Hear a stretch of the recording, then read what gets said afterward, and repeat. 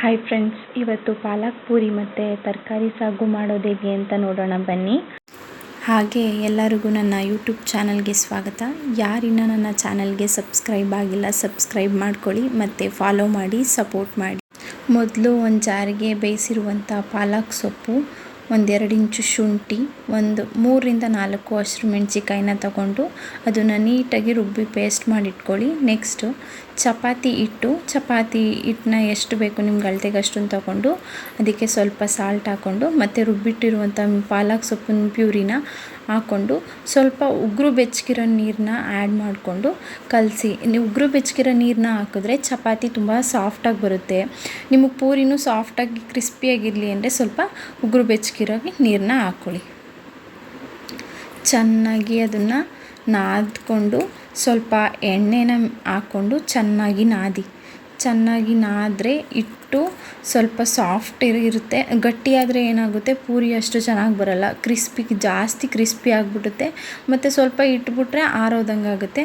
ಅದಕ್ಕೆ ಚೆನ್ನಾಗಿ ಎಣ್ಣೆ ಹಾಕಿ ಚೆನ್ನಾಗಿ ಒಂದು 5-10 ನಿಮಿಷ ಚಪಾತಿ ಹಿಟ್ಟನ್ನು ನಾದ್ತೀವಲ್ಲ ಹಂಗೆ ಪೂರಿ ಹಿಟ್ಟನ್ನು ಕೂಡ ಚೆನ್ನಾಗಿ ನಾದ್ಕೊಳ್ಳಿ. ನೆಕ್ಸ್ಟ್ ಇವಾಗ ಮಸಾಲೆ ಮಾಡ್ಕೊಳ್ಳೋಣ. ಕಾಯಿ ಮತ್ತು ಒಂದು 3 ಟೊಮೊಟೊ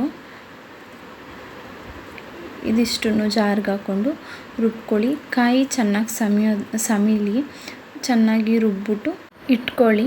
ನೆಕ್ಸ್ಟು ನಾವು ಸಾಸಿವೆ, ಈರುಳ್ಳಿ, ಕರಿಬೇವಿನ ಸೊಪ್ಪು ಮತ್ತು ಈರುಳ್ಳಿ ಒಂದು 3 ತೊಗೊಂಡಿದ್ದೀನಿ, ಹಸಿರು ಮೆಣಸಿನ್ಕಾಯಿ, ಕ್ಯಾರೆಟ್, ಬೀನ್ಸ್, ಆಲೂಗೆಡ್ಡೆ ಮತ್ತು ರುಬ್ಬಿಟ್ಟಿರುವಂಥ ಮಸಾಲ.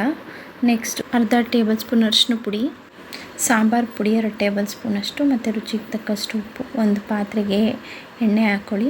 ಎಣ್ಣೆ ಬಿಸಿ ಆದಮೇಲೆ ಸಾಸಿವೆ ಮತ್ತು ಹಸಿರು ಮೆಣಸಿನ್ಕಾಯಿ ಹೆಚ್ಚಿಟ್ಟಿರುವಂಥದ್ದು, ಈರುಳ್ಳಿ, ಕರಿಬೇವಿನ ಸೊಪ್ಪು ಎರಡನ್ನೂ ಒಟ್ಟಿಗೆ ಹಾಕ್ಕೊಳ್ಳಿ. ಯಾಕೆಂದರೆ ಕರಿಬೇವಿನ ಸೊಪ್ಪು ಮೊದಲೇ ಹಾಕಿದ್ರೆ ಸೀದೋಗ್ಬಿಡುತ್ತೆ. ಚೆನ್ನಾಗಿ ಗೋಲ್ಡನ್ ಬ್ರೌನ್ ಬರೋವರೆಗೂ ಚೆನ್ನಾಗಿ ಫ್ರೈ ಮಾಡ್ಕೊಳ್ಳಿ ಈರುಳ್ಳಿನ. ನೆಕ್ಸ್ಟ್ ಇದು ಫ್ರೈ ಆದಮೇಲೆ ತರಕಾರಿಗಳನ್ನ ಹೆಚ್ಚಿಟ್ಕೊಂಡಿದ್ದೀವಲ್ಲ ಅದನ್ನು ಆ್ಯಡ್ ಮಾಡ್ಕೊಳ್ಳಿ.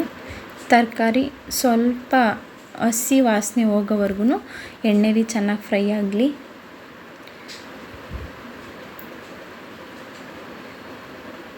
ಚೆನ್ನಾಗಿ ಫ್ರೈ ಆದಮೇಲೆ ಅದಕ್ಕೆ ನಾವು ಅರಿಶಿನ ಪುಡಿನ ಹಾಕ್ಕೊಳ್ಳಿ. ಇವಾಗ ಅರಿಶಿನ ಪುಡಿ ಹಾಕ್ಬಿಟ್ಟು ನೀಟಾಗಿ ಮಿಕ್ಸ್ ಮಾಡ್ಕೊಳ್ಳಿ. ನೆಕ್ಸ್ಟ್ ಇದಕ್ಕೆ ಸಾಂಬಾರು ಪುಡಿ 2 ಟೇಬಲ್ ಸ್ಪೂನಷ್ಟು.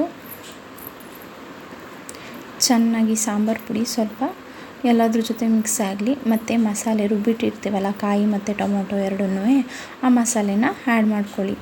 ಆ್ಯಡ್ ಮಾಡಿಕೊಂಡು ಆ ಮಸಾಲೆ ಸ್ವಲ್ಪ ಹಸಿ ವಾಸನೆ ಹೋಗೋವರೆಗೂ ಚೆನ್ನಾಗಿ ಫ್ರೈ ಮಾಡಿಕೊಂಡು ಮತ್ತು ರುಚಿಗೆ ತಕ್ಕಷ್ಟು ಉಪ್ಪನ್ನ ಆ್ಯಡ್ ಮಾಡ್ಕೊಳ್ಳಿ. ದೊಡ್ಡ ಲೋಟದಲ್ಲಿ 1 ಲೋಟ ಆಗುವಷ್ಟಂತೂ ನೀರು ಹಾಕ್ಕೊಂಡಿದ್ದೀನಿ ನಾನು. ನೀವು ಗ್ರೇವಿ ಕನ್ಸಿಸ್ಟೆನ್ಸಿ ಎಷ್ಟು ಬೇಕೋ ಅಷ್ಟು ಹಾಕ್ಕೊಳ್ಳಿ. ಮತ್ತು ಲಿಡ್ನ ಕ್ಲೋಸ್ ಮಾಡಿ 1-2 ವಿಷಲ್ ಹಾಕಿಸಿ ಸಾಕು. ಇವಾಗ ನಾವು ಪೂರಿನ ಲಟ್ಟಿಸ್ಕೊಳ್ಳೋಣ. ಪೂರಿ ನಿಮಗೆ ಚಿಕ್ಕದಾಗಿ ಬೇಕು ಅಂದರೆ ತೀರಾ ಚಿಕ್ಕದು ಮಾಡ್ಕೊಳ್ಳಿ. ಇಲ್ಲ ನಾನು ಮೀಡಿಯಮಾಗಿ ಮಾಡ್ಕೊತಿದ್ದೀನಿ. ಪೂರಿ ಮಾಡ್ಕೊಳ್ಳೋಗೆ ಒಂದು ಪಾತ್ರೆಯಲ್ಲಿ ಎಣ್ಣೆ ಹಾಕಿ, ಎಣ್ಣೆ ಕಾದ್ಮೇಲೆ ಪೂರಿನ ಹಾಕಿ ಈ ಥರ ಎಣ್ಣೆನ ಮೇಲೆ ಹಾಕ್ತಾಯಿರಿ, ಇಲ್ಲ ಅಂದರೆ ಅದು ಉಬ್ಬರಲ್ಲ. ಇವಾಗ ಪೂರಿ ಮತ್ತು ತರಕಾರಿ ಸಾಗು ಎರಡೂ ಕೂಡ ರೆಡಿಯಾಗಿದೆ. ಒಂದು ಪ್ಲೇಟ್ಗೆ ಸರ್ವ್ ಮಾಡಿ. ಪಾಲಕ್ ಪೂರಿ ಮತ್ತು ತರಕಾರಿ ಸಾಗು ರೆಡಿಯಾಗಿದೆ.